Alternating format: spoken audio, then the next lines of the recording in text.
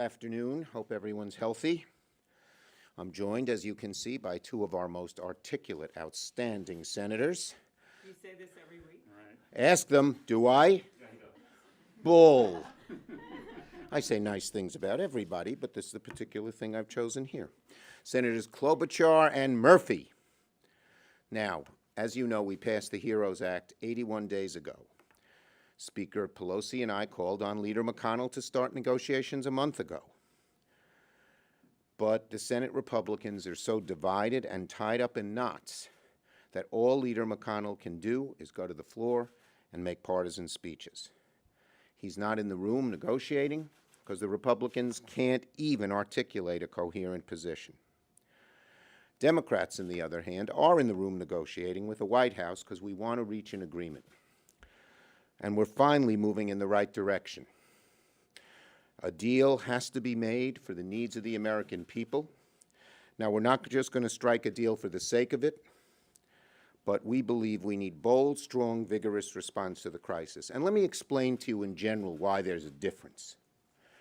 We believe, the American people believe, that this is the greatest crisis affecting America in 75 years economically and 100 years health-wise. We believe it needs a big, bold response. A skitty bill that just touches on one or two of the many problems. A bill that says if we have 1 million kids who aren't getting fed, we should compromise and feed half of them. That doesn't work. And yet the Republicans are so tied up, so many of them, in their ideological knot that they don't want to spend money. They don't want to spend resources to help solve this problem. The bottom line is if we don't spend the money that is needed now to help beat this crisis economically and health-wise, it'll cost us a lot more later because things will get worse. So that's the fundamental difference. They have this ideology that the private sector should do it all, but we all know the private sector can't do it now, but they can't escape of this. Republicans don't seem to understand the scale and scope of the crisis. The disease has washed over our country like a flood, and Republicans are acting like we just need to fix a leaky faucet. Now, I'm hopeful. The negotiations are moving forward bit by bit, and we are moving closer together on certain issues. We take each issue, and we explain to Secretary Mnuchin and Chief of Staff Meadows why this is the amount we need. And we have moved closer together on 5 or 6 issues. There are many more to go. And we're not even in agreement on those 5 or 6, but at least they're understanding the needs here. The bottom line is very simple. We need real help for people losing their jobs, for small businesses going out of business, for renters being kicked out of their houses, for treatment as COVID is still raging. We need real help in so many different areas. And we cannot turn our backs on this, as Republicans are doing, because they're in an ideological straitjacket. We hope I am hopeful. Why, you say? Because in the last 3 negotiations, Republicans first said, no, we're doing the minimum. We said, no, we have to do more, and they came in our direction. And I'm very hopeful that'll happen again. Leader McConnell just said that he's not going to get a whole lot of Republican votes for whatever is going to pass. So I'd remind the Republican leader and the negotiators that if this bill is going to pass with all Democrats in the House and a majority of Democrats in the Senate, it's got to be something that Democrats like and support. And that's what we're working to get to happen. Let me see if there's anything I left out. Yeah, we're going to keep fighting until we get there. We are not going to give up. We are not going to walk away. But we're not going to let them pick out 1 or 2 issues and then say, let's go home. We have a huge crisis that demands a huge response. Let us hope our Republican friends see the light and don't make a historic mistake. Senator Klobuchar. Or as she was once called in Minnesota or somewhere else, Senator Klobuchar. Okay, very good. When was Thank that? you for that fine When was introduction. that? Many times. There's many ways to pronounce my name. I always say I don't care how, as long as people vote for me. That Amy has, but Chris doesn't. All right. On that note, I want to thank Senator Murphy for his great work. You're going to be hearing from him next. And then also Senator Schumer for spending the hours after hours after hours trying to work this out for the American people. And we know this isn't easy. We know that there are major, major priorities that we have when it comes to health and the testing, and it comes to our education and helping our local governments that are right up against it. I know in my own state. But there's something else here that we cannot neglect, and that is our very democracy. And we have, from the beginning, as we saw state by state in the primaries, in both Democratic and Republican primaries, we saw major shifts in how our voters are voting. So today I'm going to make a little different plea at our Democratic event here, and that is to my Republican colleagues, because when you look at what you see across the country, first let's start with the voters themselves. No matter what Donald Trump writes on his Twitter feed, they are voting by mail or they're trying to vote early. Look at some of these numbers and what we've seen across the country. In Maryland, 96% of voters in the Republican primary voted by mail. In Kentucky, mail voting, as in M-A-I-L, not M-A-L-E, went from 2% to 85% just this year. So this is happening regardless of what Donald Trump thinks. People are going to vote this way. The second thing that we have seen is the numbers, the polls. 67% of Trump voters in swing states have said they want Congress to do something about this and keep elections safe. 75% of all voters see this. Then you go to the elected officials, the people on the front line. In Politico just recently, 4 Republican elected officials in the voting area wrote an op-ed together saying they were worried. Mitt Romney has been very forthright about saying in a state, a red state, that has a vast majority of their voters voting by mail, that it is safe. You have Republican governors in places like Ohio and in places like New Hampshire and in Maryland who are expanding the ability to voters to vote in a different way. And you have governors in states like West Virginia and other places that are actually waiving requirements to make it easier. That's what's happening. We can't stop it, and we have to decide, are we going to be part of the solution and keep the citizens of this country safe, or are we going to be part of the problem? Wisconsin, how can we forget the images of those citizens standing in line, so many of them African American, in their homemade masks and garbage bags in the rain, just to exercise their right to vote. And when that got done, 70 of them got coronavirus, including some poll workers. What do we see on the other side of our split screen? The President of the United States voting in the luxury of 1600 Pennsylvania Avenue with his mail-in ballot that he got from Palm Beach, Florida, in his slippers. I don't know if he had slippers, but it's just a good image. So anyway, that is what's going on. I know, but the people of this country are demanding that. And that is why we have seen senators like Senator Blunt, who I work with and have so much respect for, has been stepping up and working with me and working with the administration to figure out how we can do this. And by the way, this funding is not just for the envelopes and the postage, something we can use immediately in the states. It is also for equipment for the poll workers on the day of the election. We have to train a new cadre of poll workers, young people, to work in the election booths that are going to be safer, that aren't going to be as vulnerable to COVID. We can do that in the last few months. And Republican secretaries of state, just like Democrats, are calling for that funding, keeping the polling places open for people that don't vote by mail so that people won't congregate at the same time. So there is a very strong argument, even if the president doesn't like vote by mail, which everyone's doing, including in his own party, even if he doesn't like it, a significant portion of this funding will go to keep the polls open early and to keep our poll workers safe and thus keep our citizens safe. So that's this piece of it. I am hopeful with Senator Blunt's leadership and others that are quietly working behind the scenes and are making the case on election security, on safety for our citizens, that we're going to be able to do something sensible here and get some funding. Thank you. Thank you, Amy. Senator Murphy.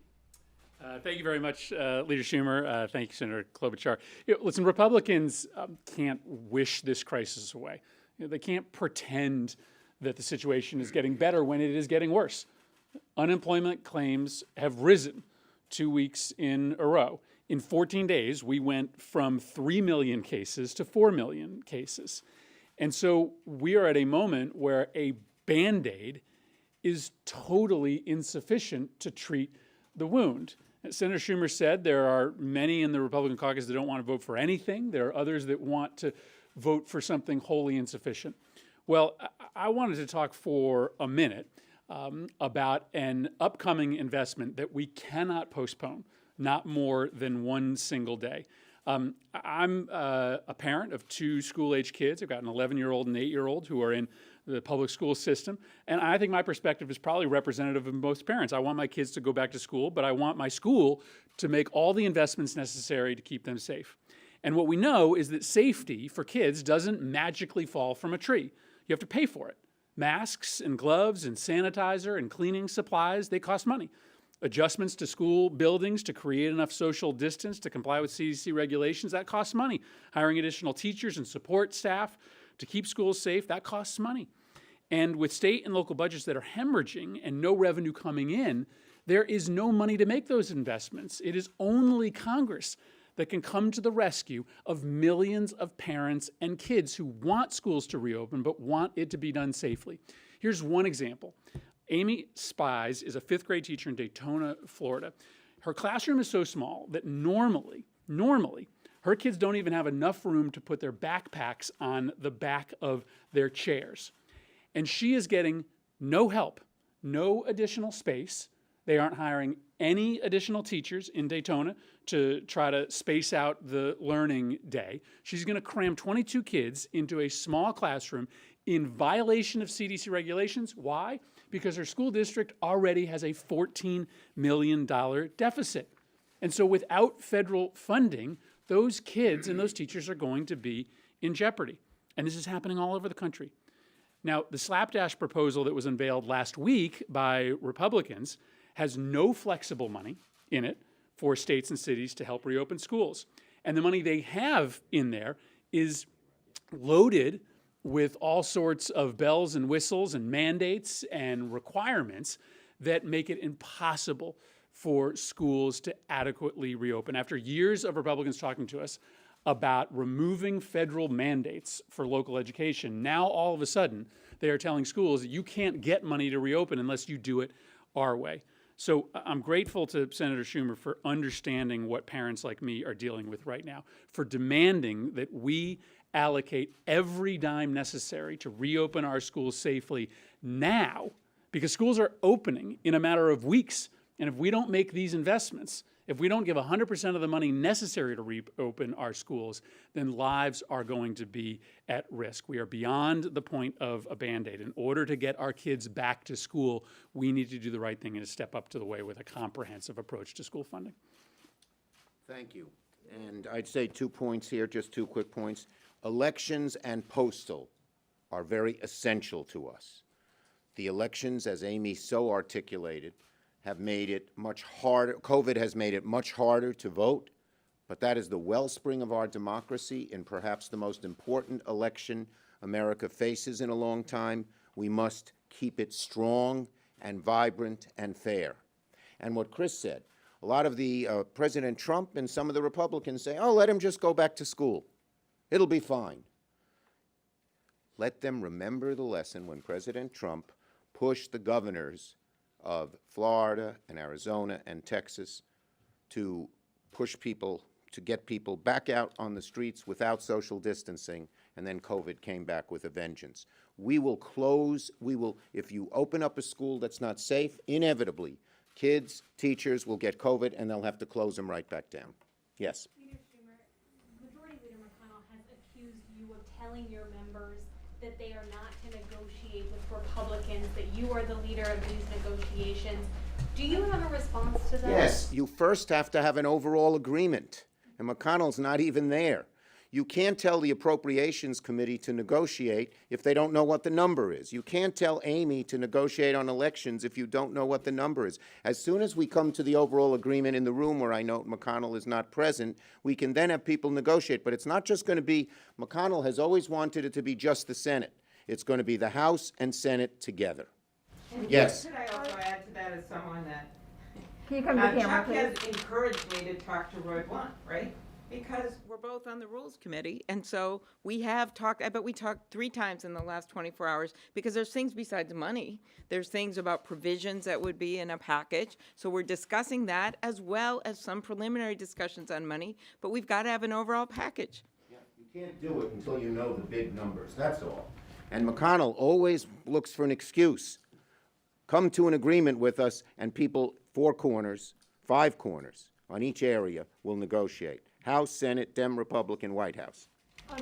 Now, given some of the recent disasters that we've seen, with Some of the recent, disasters that we've seen with mail-in ballots, like we saw over in Maloney's race, can you give a reassurance that the election will be decided on November 3rd? we hope so, and that's why we're fighting for money for the Postal Service and for money for elections. If the American people lose faith, and Donald Trump's trying to get them to lose faith, I think he looks, you know, he's worried about the future, and he has no respect for rule of law, no respect for democracy, no respect for anything other than himself. But if we lose faith in this democracy, something that America's had for 20 some odd years will be gone. So we have to do everything we can so the election results can come out as quickly as possible. And just one more thing, Chuck. If Donald Trump wants this to work, if he's claiming there's all these problems, then he can't turn his back on the funding, right? Because that's one way you help the states, whether it's his allies or not, to run these elections. So that's the first. And the second is, we know we're not going to know all the results that night because counting these ballots does take time. So the media is going to have to be patient. But we will do much better if they're able to run their elections properly with the right resources. Yes. I understand you're pushing for a repeal of the salt caps in this package. Can you tell me why that's pertinent? And Well, it's not just I'm pushing it. There is a 2-year repeal in the HEROES bill, and I believe it should stay in. why is that? It's very important to the states. It was done unfairly, and it affects middle-class people in the suburbs throughout America. Long Island, Westchester, suburbs of Buffalo, and every other state. 2 questions. The first is the $600 extension on unemployment insurance. Democrats red line in this negotiations. Is there any room for you? We don't to give redline on that? anything. Here's why we believe the $600 is so important. 1, we don't think people who lost jobs through no fault of their own should get a 30 or 33% pay cut. 2, it's kept millions out of poverty. It's probably the #1 reason people have stayed out of poverty. 3, it's done more to get the economy going than just about anything else. The #1 positive bright spot in this very difficult economy is, sorry, get so excited I forgot to take off my mask. The #1 best thing in the economy that has it, the #1 thing the economy has going for it is consumer spending. That's because of the COVID. And 4th, if you did the Republican plan, the vast majority of states say it will take weeks, if not months, to implement it. So you'll have a whole long period of time without it. That's why we believe in the $600. So Next, are you next, willing to next. negotiate anything lower? Is there? I is said you we have- believe in the $600. I'm not negotiating in front of you or in front of any of the press. No offense to you. I'm not offended. Go ahead. Republicans contend that Democrats aren't willing to negotiate at all. They're saying it's our way, it's our bill, and we're not coming toward the Well, Republicans. you know, Can McConnell has respond no to that? idea of that because he's not even sitting in the room. We have Whatever made- you negotiate with the White House, bring it to the Senate, and you basically said, we'll take it up if No, you no, get it. he That's did just what not say said that. today. Oh, He it said today he's going to need a whole lot of Democratic votes to do it. So why Okay? not negotiate a deal with the White House and We're pass sitting it in the room Democrats? doing that. Who do you think Mnuchin, who do you Republicans say think? you're not negotiating with them. They said you're just saying it's our bill and there's No, nothing in between. as I explained earlier, there are real dramatic needs. We're not going to do 1/5 of the needs or 1/4 of the needs or 1/3 of the needs, but we are negotiating in good faith and we are coming closer together. We're doing a lot more negotiating, Democrats in the Senate, than Republicans in the Senate. So I think when McConnell says that, you ought to question it. Leader Schumer, would it help if McConnell was in the room negotiating? Look. And is Meadows constructive? The bottom line is that both Meadows and Mnuchin have told us McConnell doesn't want to be in the room. I can't force him to get into the room. The bottom line on the other is Meadows is who the president sent, and we have to negotiate with him. Thank you, everybody. Can you respond to the threat of executive orders by the president on these issues, on rent moratorium, on unemployment insurance?